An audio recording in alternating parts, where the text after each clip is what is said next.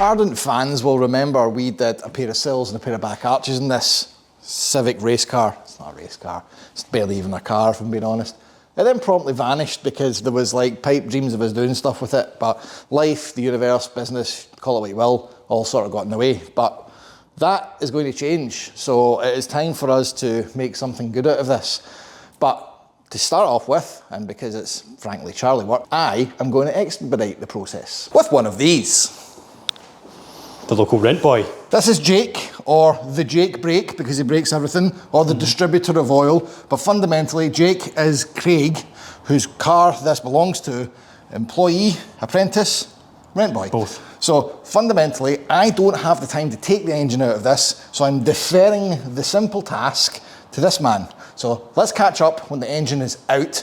And by the way, if you're moaning about this not being filmed, really you shouldn't be embarking on doing an EG K20 swap if you can't take an engine out. And when I say take an engine out, there's not even much of that to deal with. This has to be one of the most compact, economic, and just horrible, horrible engines. So, be gone.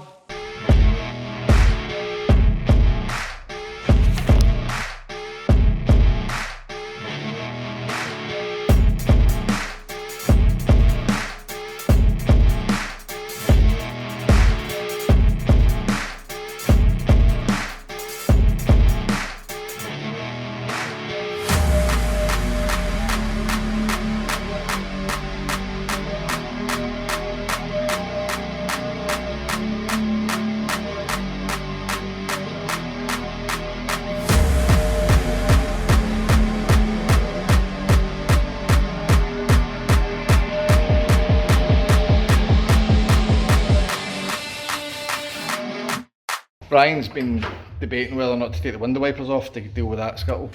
I've got a better idea.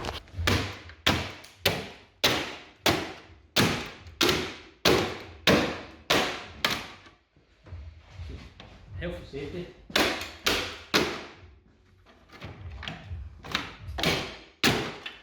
Okay, that's that done. A fully isolated engine, all the way around, all the looms disconnected. It doesn't really look it because it's frankly a mess. It's quite bad. It's quite a lot of disaster here. But now we need to deal with the last bit. We're going to take this up the way as opposed to down the way like we normally do because it's a subframe car, and as such it's not a lot of clearance, but we still have. Anyone order Coke? Coke, anyone? We still need to get the shafts out, and because it's a Honda, there's just misery in the way. So yeah, once they're out, just bang!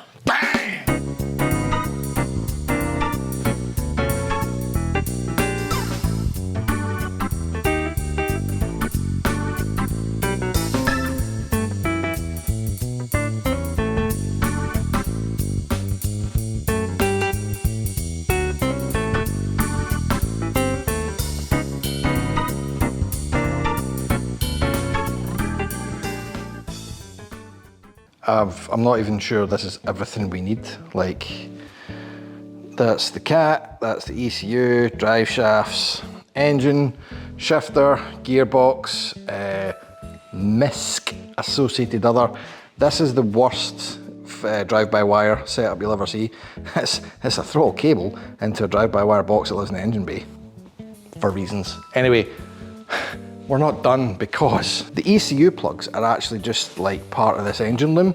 They're underneath all this strap and stuff, but there's one plug in the ECU that needs to go into this, which is the other part of the engine loom. And that's not even it, because the rest of what that plugs into is still in amongst here, and I'm trying to rip it all out.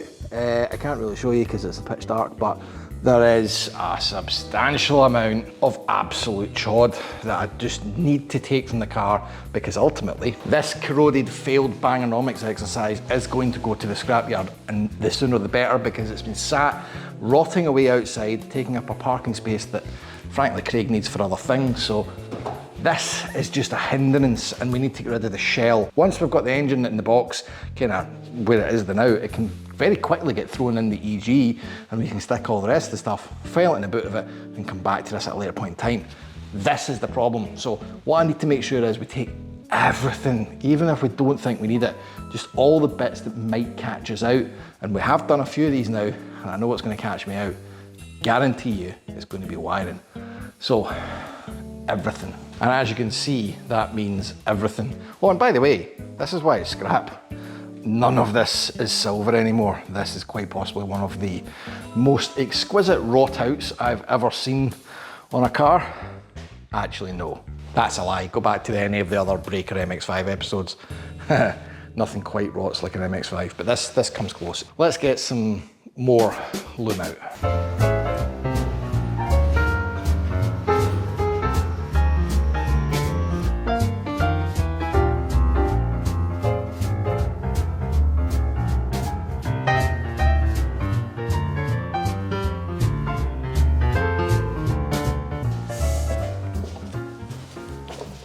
Behold, one K20, and yes, as you probably guessed by now, we're doing a K20 swap into a Civic. And 6 minutes into the video, somebody somewhere's hovering over the keyboard and it's going to say, "That's not a proper K20, it's not a Type R." I don't care. We're doing a K20 swap with a difference. This is an 8,000 RPM capable, 150 horsepower K20, and it is not anywhere near as stressed as the other one that everybody wants. And it's good enough. Like, this guy is pennies compared to a Type R version, and it's just as capable, especially when you throw it into the front of an EG. So this is going to be a budget track build, so a nice, simple, very, very low financial impact K20 swap. Yes, down the line we could chuck the 6-speed on, and yes, down the line we can probably chuck in the fancy K20 that all the Type Rs come with, but that's when budget allows. And remember, when you're doing a project, budget's critical. So speed run out the way, we have our engine donor sitting here. The Accord has also gone. Everyone who was thinking of using that for a daily, I'm sure, are pleased to hear that. Now, next step, how does this actually go into a K20? Well, we cheat. There is no need to reinvent the wheel when it comes to doing engine swaps. There are brackets available, go buy them, especially when it comes to Honda stuff. And I, by the way, have completely never realised this stuff is cheap, like really cheap. I've had to buy Supra things and all sorts of weird off-brand cars, and the support isn't really there for them, and what support you can find, because it's low volume stuff, is bloody dear. See the TVR channel bit. Honda's, different story altogether, to the point where it's actually tempting for me to do another one after I built this one for Craig. But what's the first thing we need? This. So having been a total smarty pants and suggesting that the K20 swap was really easy and it can go in, no, this is actually a completely different K20. I mean, I think the block's about the only thing that this shares with the Type R version. Literally everything else is different. That's a 5-speed, the Type R's a 6-speed. The 5-speed is a completely different casing, so 3 of the engine mounts, I think, take off from that. And even the engine mount on the engine side, i.e. the one that holds where the timing belt goes onto the car, well, that's different as well. So we are going to cheat a bit. We're going to use a kit that you would use to chuck in the Type R K20 to an EG. But naturally, being that it's all different, we're going to have to modify it. Now, I'll stipulate this. It's still worth doing that over doing all of the other bits. And I'll come to it in a moment. But first, I'll explain why we need to fire this on. If you look at the stock left-hand side engine bracket, you will notice that this Accord has one with a bolt here and here. This bracket I have bought replaces the cast one that you can just about see down there, and that changes it to slant the other way. Now, why do we need that? Because Honda, in their infinite wisdom, made 2 different K20 engine mounts. The Accords has a completely different orientation from the Civics. Who knows why, but the good thing is there is an off-the-shelf part and a lovely billet that will actually bolt on and rectify that problem for us. So, I'm going to fire that on, and that allows us to put the first engine mount on. Now, I did say that the other engine mounts we're going to have to custom fab. I will use the pickup points for the Civic using a custom engine mount kit. Yep, good England. And then we'll just modify the brackets. But why go to all that hassle if we're modifying everything to use a custom engine mount kit? Well, if you were to take a front-wheel drive engine and completely adapt it to fit in a car from scratch, you'll have, looking from the top, I've put in window wipers so that you know that that's the window. These are tyres, and that's the front of the car. We're looking down from the top. So the K20 is going to go in like this. That's your engine, that's the gearbox, that's the diff. Now, you've got to get the drive shafts to match, and bear in mind that means positioning it left to right, bang on. You also need to make sure you don't put your engine and gearbox in squint like that, so it's got to be leveled here, but you also have to make sure that your engine and gearbox is sitting bang on height and bang on angle. Now, for all of these things, there's a whole lot of measurement you need to do. However, if somebody else has designed a kit that does this, as long as you put in one engine mount, that is tied into exactly where it needs to position this, and that, and that. So you have 3 axes that have just been dialed out. All you need to do once that first mount is in, is make sure that it's sitting level, and make sure that it's sitting square to the front. Everything else is done for you. So it's in our best interest to make sure at least the engine mount is as per the kit correct. So the first thing we're going to put in is this, make sure the engine's level and square everything else off of it. i.e., we're going to cheat. But why wouldn't we? It makes it easier.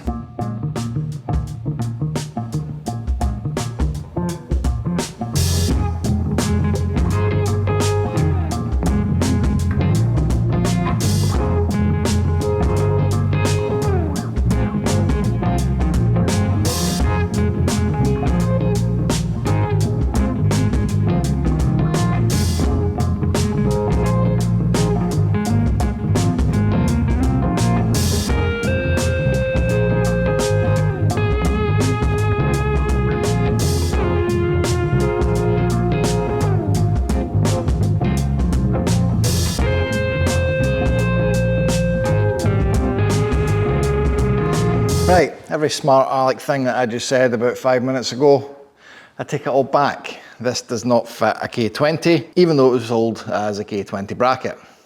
The reasons for this, I think, are as follows. Obviously, the Type R version of this has a completely different head casting, and this being the non-Type R does not. However, all is not lost, because 2 of these 3 actually are in the right position, which I can take to denote that that is actually the standoff, and the head's obviously just a bit deeper on the Type R for this bolt, but this one's nowhere near it. So that's actually quite handy. I can use these 2 bolts as reference, and if we could get away with it, I have 2 choices available to me. One is we weld this bit up here, and the same in the back, use the old mount to be a template, drill a hole through here, and then the fun doesn't stop there. We would need to chop out all of this and then, you know, clear that, which I'm not sold on, right? Because this is aluminium, so I'm going to imagine that removing any metal from here is not great, because I'd imagine it probably needs all of it, especially when you consider that, you know, that is the bit that holds the engine's weight. Take a big chunk of metal out of there, it's not good. The problem there is plan B is we make our own. Now remember, I wanted to use this because that keeps the datums right. But I also like a challenge, so let's make our own. I mean, of course they're wrong. It's never bloody simple, is it? You can just rub that work of fiction out as well. Fucking Jesus. Now, I don't want to go totally off-piste with this. It would be tempting to just go, right, let's completely design a new engine mount, take it to be completely away from where the drive belt stuff is, but you know, geometry, I want to use this person's cheat technique. All the R&D's been done to make sure this engine sits in the right place. So these take-off bolts here, where the new mount kit's going to fit to, need to be right. So these 2 bolt holes in that have to be geometrically correct, and then we just need to make sure that whatever's left from that, and as you can see quite clearly there, the bottom hole's in a different place, that has to all be on the new mount. Then we need to obviously make sure, I'm making this out of steel naturally, that we add the strength back in, and there needs to be a lot of it, because this isn't actually a light engine. So the plan for all that looks a bit like this.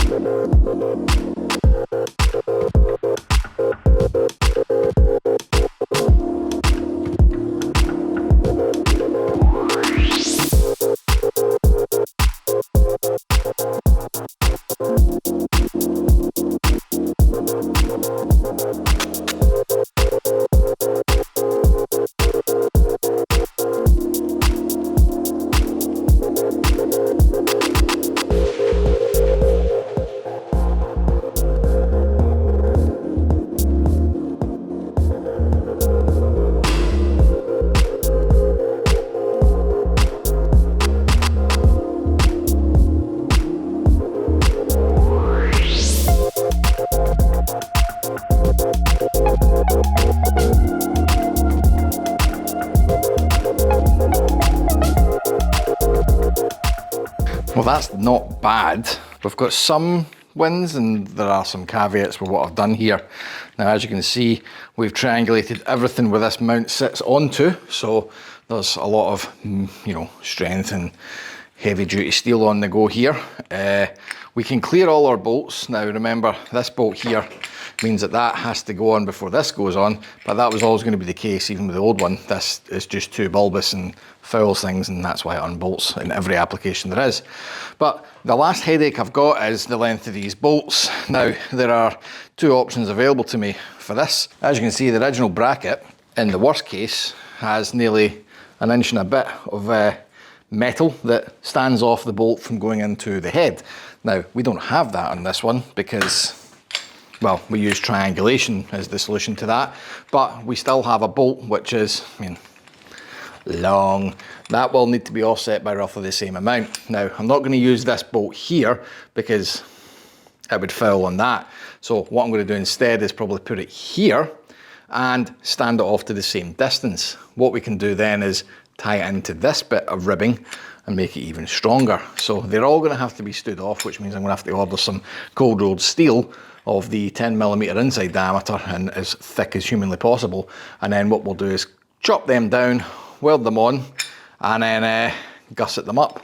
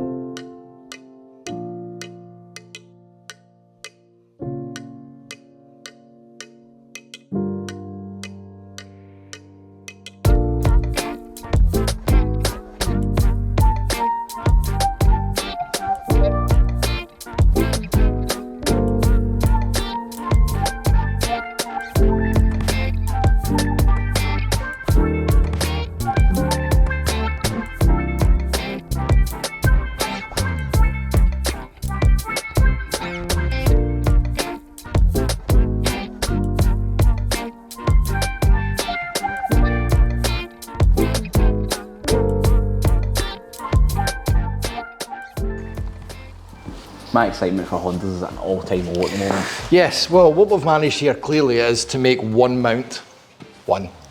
So a bit of research. I mean, we went into this with full optimism that all Honda engines are going to be the same. No, they're not. This kit is a direct bolt-in if you've got an EG Civic and if you've got a K20A or an A2. So basically an EP3, DC5, CL7 Accord Type R engine. This isn't it. That's not that. Right, this is so completely different, it's mind-boggling. As you can see, we've had to make up the first mount. In the next episode, we're going to make all the other mounts from scratch, but still utilising the actual, these bits of the mount kit and the adapters for the EG. Again, who is it that makes this? I think Hasport do a lot of the stuff for these, don't So basically it's a Hasport version of the universal mount kit that makes all of this work, apart from this engine, which I've now learned, and if you want to embark on it, this will be cheap as long as you're able to fabricate everything from scratch. Yeah, so we thought K20s, well, you know, stuff like the mounts will all be the same, because that would make sense. Why would you go to the effort of making different blocks, timing cases, gearboxes? Wrong. So it turns out that this is the bit that's wild. So this engine has different mounting points on the gearbox and on the block because it goes in an Accord, right? But it gets even better than that because the CRV. The CRV, I think, again also has slightly different mounts. But this is where it gets really good. So they changed all this stuff so it fits in an Accord, right?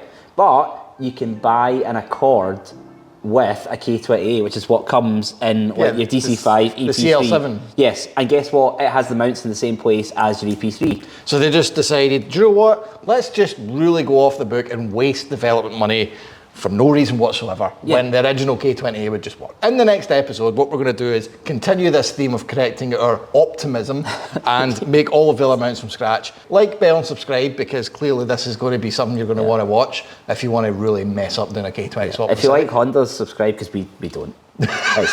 Realistically, we just don't like Hondas. Yeah, patreon.com/toolsandtrack, which by the way is paying for none of this. This is somebody else's coin, because clearly this idea is ridiculous. And until next weekend, drive safe and don't drive one of these. Drive a Honda. Don't drive a Honda. Could you struggle with mounts for about 10 years? Bloody cars, man.